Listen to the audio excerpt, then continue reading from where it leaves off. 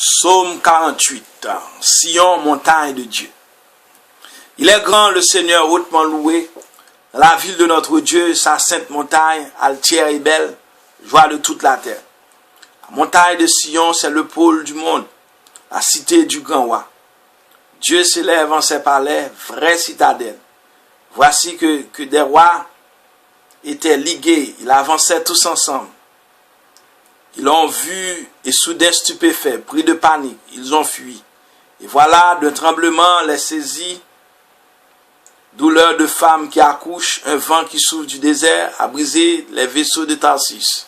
Nous l'avions entendu, nous l'avons vu dans la ville du Seigneur Dieu de l'univers, la ville de Dieu notre Dieu qui la fermera pour toujours.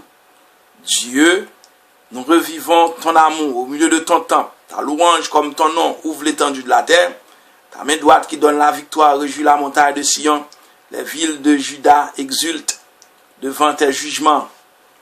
Longez les remparts de Sion, comptez ses tours, que vos cœurs s'éprennent de ses murs, contemplez ses palais. Et vous direz aux âges qui viendront, pour toujours et à jamais, notre guide pour les siècles. Psaume 48, comme titre, Sion, montagne de Dieu. Le psaume 48 est le 6e des psaumes des fils de Corée et le 2e des cantiques de Sion. Il célèbre l'inviolabilité de Jérusalem et constitue avec les psaumes 46 et 76 un trio qui semble évoquer le même événement historique. On n'en est pas sûr, mais la plupart des commentateurs qui croient qu'il s'agit de la délivrance de la ville sainte assiégée par les Assyriens en 701 avant Jésus-Christ. Toutefois, pour tout dire, ajoutant que certains spécialistes parmi les peuples, on compte Mowinkel, favorise l'interprétation purement culturelle. Le psaume dépourvu de toute attache historique aurait été composé pour la célébration de la fête annuelle de l'intronisation de Yahvé comme roi d'Israël. L'existence de cette fête n'est pas attestée dans la Bible, par contre, tout le monde admet qu'on célébrait la royauté permanente de Yahvé en diverses circonstances, comme par exemple l'heure de la fête des tentes. On peut imaginer avec quel enthousiasme les fêtes chantaient les gloires de Sion, la cité du grand roi. Déjà, les lignes maîtresses de la structure nous révèlent, par la richesse théologique du psaume, il se divise en deux parties séparées au verset 9, par un Sélah, une pause. Ce verset 9, qui fait la transition entre les deux parties, se révèle très important. On y retrouve la double mention du nom divin, Yahvé et Elohim, comme d'ailleurs au verset 2 et 15, on en conclut que ces trois versets 2, 9, 15 constituent l'antienne qui scande le rythme du poème. Il suffit d'un coup d'œil sur le tableau suivant pour s'en rendre compte. Et verset 1er, c'est cantique, en psaume des fils de Corée, antienne d'ouverture. Verset 2, Yahvé est sa ville. On sait que le sautier Héloïs comprend les psaumes 42 à 83, car cela ne tiennent notre psaume 48 n'en continue pas moins d'appeler Dieu Yahvé. Dans ces trois antiennes, et pour cause, Jérusalem est la ville de Yahvé, et dans ce verset 2, Elohim est aussi mentionné. Première partie, verset 3 à 8. Sion, forteresse invulnérable. Les versets 3 et 4 ne tarissent pas d'éloges sur Sion, la montagne sainte de Jérusalem. Elle est superbe, elle fait la joie de toute la terre. Elle est le pôle du monde. Elle est la cité du grand roi, sa citadelle invulnérable. Les versets 5 à 8 décrivent une délivrance miraculeuse de Jérusalem assiégée par des ennemis. Est-ce un récit exemplaire, symbole de toutes les attaques dirigées contre la ville sainte? Certains auteurs le croient. Cependant, il s'agit probablement de la délivrance de Jérusalem, assiégée par les Assyriens sur le roi Ézéchias en 701. 701 avant Jésus-Christ, 2 rois 18 et 19. Gloire à Dieu.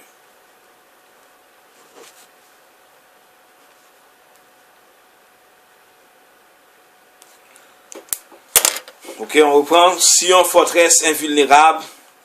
Les versets 3 et 4 ne tarissent pas d'éloges sur Sion, la montagne sainte de Jérusalem. Elle est superbe, elle fait la joie de toute terre. Elle est le pôle du monde. Elle est la cité du grand roi, sa citadelle invulnérable. Les versets 5 à 8 décrivent une délivrance miraculeuse de Jérusalem, assiégée par les attaques dirigées contre la ville sainte. Certains auteurs le croient. Cependant, il s'agit probablement de la délivrance de Jérusalem, assiégée par les Assyriens sur le roi Ézéchias en 701 avant Jésus-Christ, 2 Rois 18 et 19. L'une des images qui décrivent l'échec des envahisseurs mentionne les vaisseaux de Tarsis. L'expression stéréotypée désigne les vaisseaux de fort tonnage naviguant au loin. On situe généralement Tarsis en Espagne. Antienne centrale, verset 9. L'antienne est formulée en termes de profession de foi et qui plus est, on y retrouve le langage de la catéchèse, entendre et voir. Nous l'avons dit dans le commentaire du psaume 46, verset 9. La foi biblique ne consiste pas dans l'adhésion intellectuelle à des abstractions nébuleuses. Bien au contraire, elle invite à découvrir les interventions de Dieu dans l'histoire des hommes. Interventions qui font partie d'un plan en voie de réalisation. L'antienne centrale de notre psaume 48 nous aide à comprendre que la foi biblique concerne le passé, le présent, l'avenir. Les pèlerins ont entendu le récit de l'événement passé dans le présent. Ils contemplent la ville où réside leur Dieu. Dans l'avenir, ce Dieu rendra toujours sa ville invulnérable. À noter la double appellation de Dieu dans ce verset, Yahvé et Elohim. Deuxième partie, verset 10 à 14. Sion, montagne sainte. La deuxième partie du psaume 48 décrit la liturgie qui se déroule sur la montagne de Sion. Le verbe qui décrit cette liturgie est en hébreu Damah, D-A-M-A-H, qui signifie revivre, rendre semblable, rendre visible. Et l'objet premier de cet acte liturgique est la hazed, l'amour de Dieu en faveur de son peuple, verset 10. Le deuxième objet de la liturgie de Sion consiste à louer le nom de Dieu, c'est-à-dire Dieu lui-même, pour son action salvifique qui s'étend à toute la terre, verset 11. Troisième objet de cette grande liturgie est de louer le Seigneur dont la droite est remplie de justice, c'est-à-dire remplie de grâce.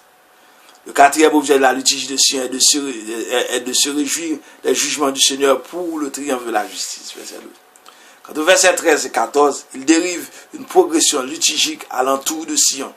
Il ne s'agit pas de vérifier l'état des fortifications comme certains l'ont cru. La démarche ne vise qu'à stimuler la foi au roi du monde qui réside en Sion. De retour au foyer, on transmettra cette foi aux sages qui viendront. Ainsi, aux deux verbes du verset 9, entendre et voir, s'ajoute ici le verbe dire, qui exprime lui aussi une préoccupation catéchétique. Antienne finale, verset 15. Le dernier verset de ce tableau cantique, ce beau cantique présente Dieu, non plus comme le grand roi qui trône en Sion, mais comme le pasteur qui guide son troupeau. En marge du dernier verset, on trouve l'expression Al-Mut, A-L-M-O-U-T-H, dont le sens nous échappe. Peut-être elle est une annotation musicale. Que Dieu vous bénisse. À très bientôt pour le psaume 49.